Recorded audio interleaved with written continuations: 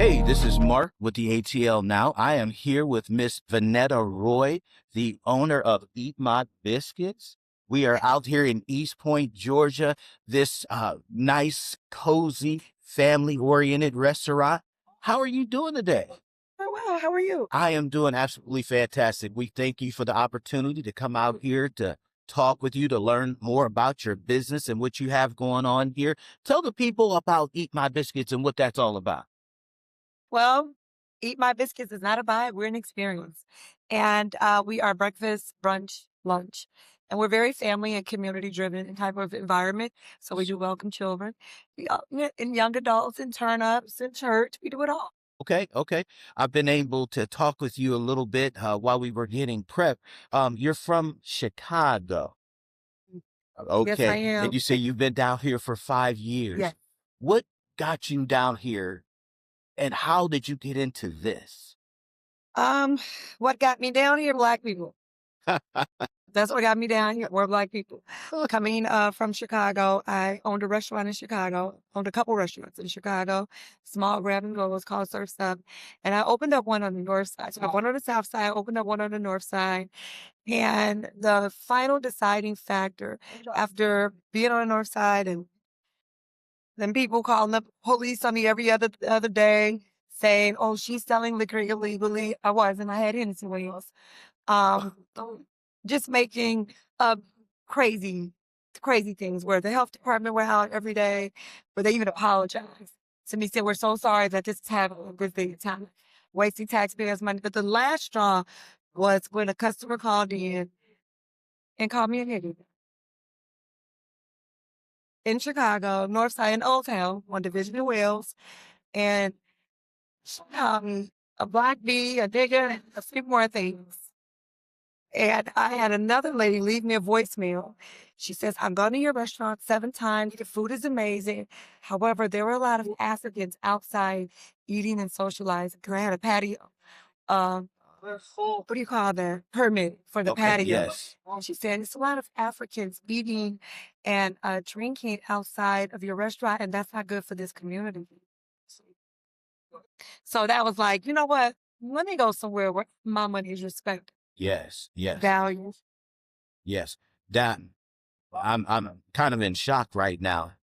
But that situation is what catapulted you to make a change and what led you here to Atlanta. What got you here to East? Ugh, Jesus, what got me to this point? Great question. I just say God. Yeah, Like, yeah. I mean, I looked at the history when I saw this building because it used to be an auto parts. It's been condemned for almost 20 years, Okay. and it kind of spoke to me. So I started to look into the history of it, and there's a lot of rich Black history, Yes. and it reminded me of the South Shore community with my other restaurant, Okay. and it fell apart along the way. And now it's on that part of that cusp of regentrification and that change. And just Yes. being able to be part of that change. Coming into a community that's lacking something that's beautiful, that's lacking something that it's like a food desert all, Yeah. right? Yeah. So Yeah. it's needed. Martin Station's right across the street. I'm 7 minutes from the world's busiest airport. So what? You're on the verge of something amazing. I hope so. I better be. So the name Eat My Biscuits. Where'd you get that from? Well, so I had these biscuits that I used to make in Chicago, Okay. and they're fried biscuits. And they used to say, "Oh my God, they're like crack!" Like they were so good. Um, and so in my mind, it was going to be a small biscuit shop with these Okay. nice little sweet biscuits that I call better than Big News because they're lighter and fluffy. Okay. And then it just grew. It just grew bigger as time went on. Ideas. And I was like, you know, it's a lot I could do. Instead of frying it, I can bake it. I can put it on sandwiches. And then I myself have really good biscuits. Well, as I've been here, I've been looking around and I've seen some of the things that people have been ordering. Still, a young man over there just took a bite into a sandwich, and I'm about to put this on pause so I can go get me a piece of that. What is your best seller here? What do people enjoy? I mean, because The that biscuit. didn't look like a biscuit to me. That looked like some type of sandwich, but you say people. Oh, he probably put it on toast. Yeah. Yeah. So I hate to put that out there because we just pushed the biscuits. We can make toast, We don't like to, but we say, Okay, now I see her going past with some delicious looking wings. yes. So those are the Hennessy wings or the cognac wings. I said I was going to stop calling Hennessy wings because Hennessy not giving me no money. Okay. Okay. But it is made with the Hennessy sauce that I make. Our wings are fantastic. I can go in any wing competition with no problem. So we go from biscuits to wings. Beyond biscuits. Okay. Okay. So what is your personal favorite or your personal go-to if you have somebody coming in town or they're coming in the door for the first time and they say, hey, what should I get with all of this delicious food?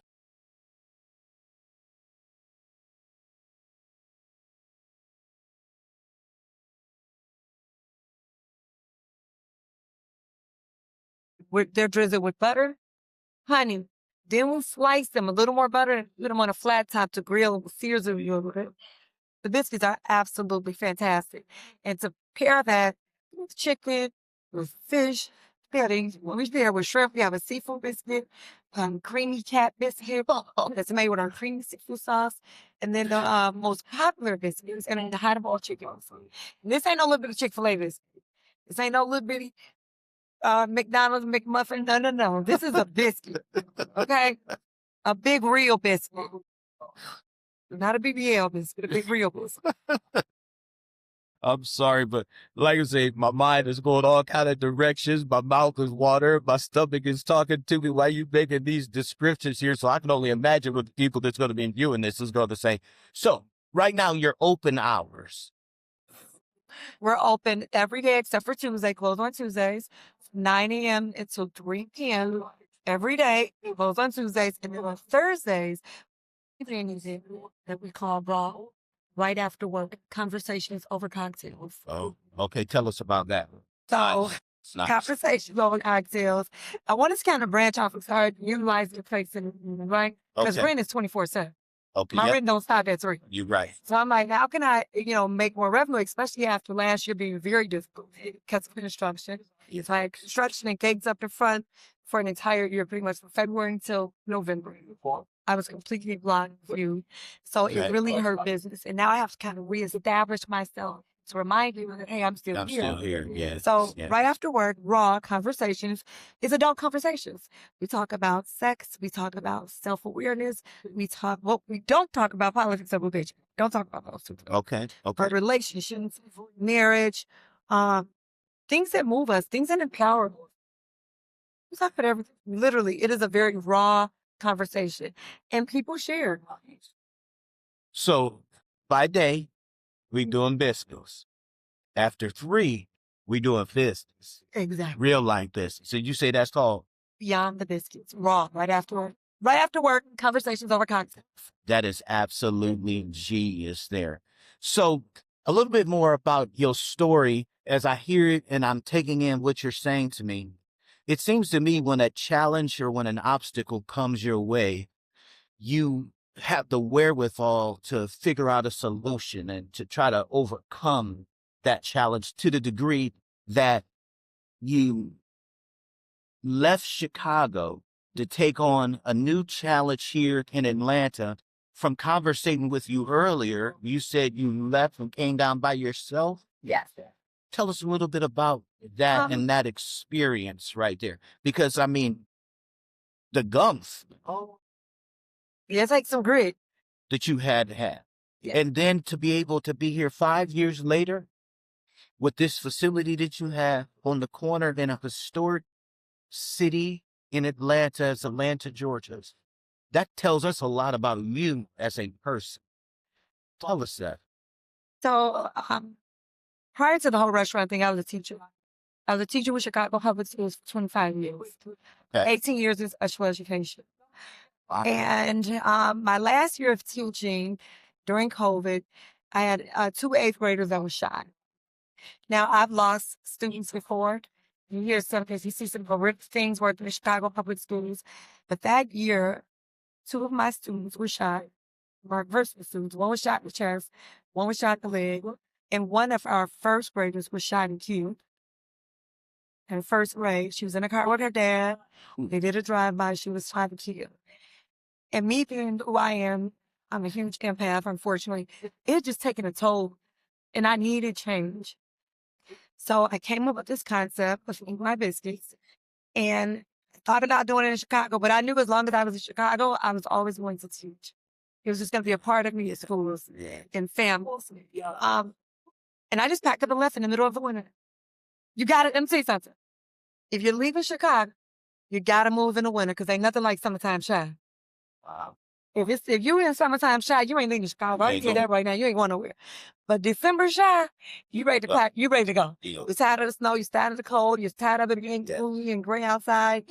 And so I just left. I talked to my children. I have 2 children.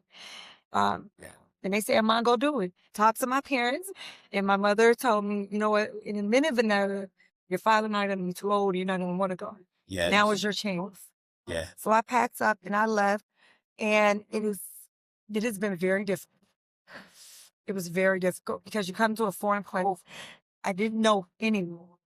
I had no relationships with anyone, no friendship, no work buddies, no school buddies. Yeah. I knew absolutely no one. And to be here for 5 years and to have been open for 2.5 years, I was focused, I was driven, and I was humbled. I got a job working at the Thompson at the front desk. And every opportunity I got, I would tell somebody I was opening up this restaurant called My Biscuits. Yes. And I got some cars made. And people would look at me like, girl, you at the Thompson working at the front desk, making $16 an hour. You ain't opening up nothing. And people call me, they like, I didn't believe you. Yep. You really pulled it off. Yeah. So just perseverance, grit. Yep. My mind was made up. I was left with being God and the dog. The dog always been there. Well, I tell you what, we're going to take a slight time out. When we pick back up, I want to go back and I want to dive a little bit into that because I think that story, I think they need to hear that because it's inspirational, it's encouraging, but it's real. So we're just going to take a quick pause and we'll be right back with you here in a second. Mark with the ATL Now. We'll be right back.